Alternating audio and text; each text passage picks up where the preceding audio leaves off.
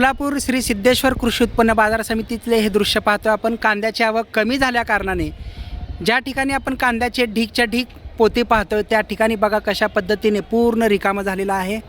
हे मार्केट यार्डमधील आपण दृश्य पाहतोय। कांद्याची आवक कमी झाल्या कारणाने हा पूर्ण परिसर रिकामा दिसतोय। एरवी नाही तर या ठिकाणी पूर्ण कांदा भरलेला असतो, पोतेच्या ढीक पडलेले असते आणि या ठिकाणी सकाळी लिलाव सुरू असतो। परंतु आवक कमी झाल्या कारणाने ते बघा त्या ठिकाणी फक्त थोडंसं माल ठेवण्यात आलेला आहे। आणि या ठिकाणी आपण पाहतोय शेतकरी जे बसलेले आहेत पोत्यांवरती देखरेख करत, आणि बाकीचं पूर्ण त्या पाण्याच्या टाकीजवळ सुद्धा पहा तुम्ही कशा पद्धतीने रिकामं आहे सगळं।